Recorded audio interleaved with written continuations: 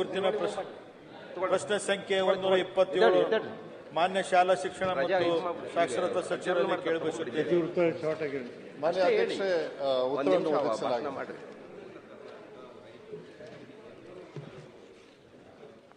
ಉತ್ತರವನ್ನು ಒದಗಿಸಿದ್ರಿ,